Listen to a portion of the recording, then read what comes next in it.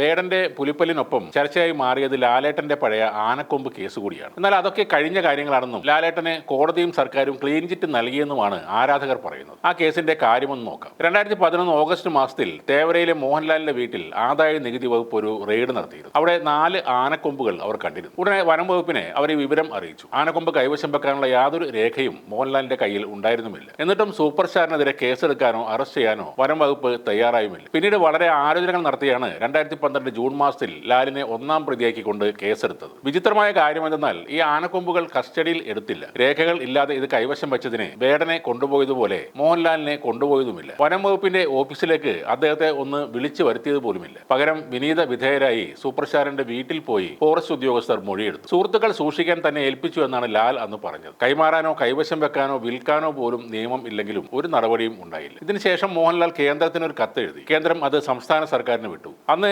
UDFന്റെ വനം വകുപ്പ് മന്ത്രി സിനിമാ നടൻ കൂടിയായ ഗണേഷ് കുമാർ ആയിരുന്നു. ആനക്കൊമ്പിലുള്ള ഉടമസ്ഥാവകാശം ചട്ടങ്ങൾ മറികടന്ന് തന്നെ സർക്കാർ മോഹൻലാലിന് നൽകി. അതിനെതിരെ രണ്ടുപേർ നൽകിയ ഹർജികൾ ഇപ്പോഴും കോടതിയുടെ പരിഗണനയിലാണ്. ഇതിനിടെ വനം വകുപ്പ് പെരുമ്പാവൂർ കോടതിയിൽ കുറ്റപത്രം സമർപ്പിച്ചു. അത് റദ്ദാക്കാൻ മോഹൻലാൽ പെരുമ്പാവൂർ കോടതിയെ സമീപിച്ചെങ്കിലും അദ്ദേഹത്തിന്റെ ആവശ്യം തള്ളിക്കളഞ്ഞു. നേരെ അദ്ദേഹം ഹൈക്കോടതിയിലേക്ക് പോയി നടപടികൾക്ക് സ്റ്റേ വാങ്ങി. അതുകൊണ്ട് ലാലേട്ടൻ ഫാൻ ആനക്കൊമ്പിൽ കേസില്ല, ലാലേട്ടൻ സർക്കാർ കൊടുത്തു, കേസൊക്കെ കോടതി തള്ളിക്കളഞ്ഞു എന്നുള്ള വാദങ്ങളുമായി വരേണ്ട കാര്യമില്ല. ആനക്കൊമ്പുകളും ആനക്കൊമ്പ് കൊണ്ട് ഉണ്ടാക്കിയ വിഗ്രഹങ്ങളും ഇപ്പോഴും മോഹൻലാലിന്റെ വീട്ടിലുണ്ട്. ഒറ്റ ദിവസം കൊണ്ട് പുലിപ്പല്ലിന്റെ പേരിൽ വേടനെ പൊക്കി അകത്തിട്ട ധീരന്മാർ സൂപ്പർ സ്റ്റാറിന് മുന്നിൽ തൊഴുതു നിന്ന ചരിത്രമാണത്. ലാലേട്ടൻ ഫാൻസ് പറയുന്നത് നാട്ടിൽ ആരെയെങ്കിലും കഞ്ചാവ് കേസിൽ പിടിച്ചാൽ ഉടനെ ലാലേട്ടന്റെ പേര് എന്തിനാണ് വലിച്ചെടുക്കുന്നത് എന്നാണ്. രേഖകളില്ലാതെ ആനക്കൊമ്പ് സൂക്ഷിച്ച മോഹൻലാലിന്റെ പേര് പരാമർശിക്കുക തന്നെ ചെയ്യും. അദ്ദേഹത്തെ ആ കേസിൽ കോടതി കുറ്റവിമുക്തനാക്കുന്നത് വരെ അത് തുടരുകയും ചെയ്യും. ഇന്ത്യൻ പൗരന്മാർക്ക് ഈ രാജ്യത്ത് ലഭിക്കേണ്ടത് ഒരേ നീതിയാണ്. വേടനെ ഇല്ലാത്ത ഒരു പരിഗണനയും ഒരു സിനിമാ നടന് കൊടുക്കേണ്ട കാര്യവുമില്ല. ഇവിടെ മിടുക്കരായ ഫോറസ്റ്റ് ഉദ്യോഗസ്ഥർ വേടന്റെ അമ്മയുടെ രാജ്യവും പൗരത്വവും ഒക്കെ അന്വേഷിച്ച് കണ്ടെത്തിയത് ചുരുങ്ങിയ സമയം കൊണ്ടാണ്. വേടന്റെ അമ്മ ശ്രീലങ്കൻ പൗരയാണെന്ന വാർത്ത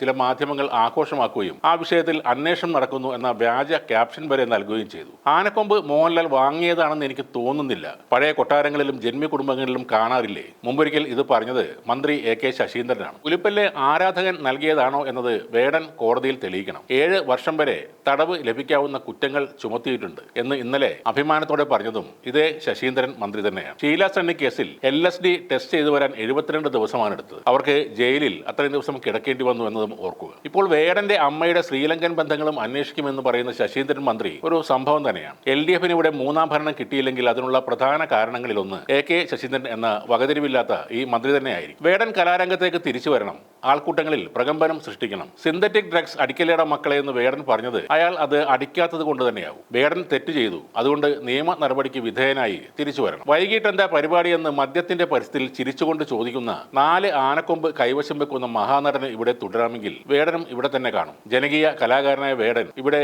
തുടരുക തന്നെ ചെയ്യും.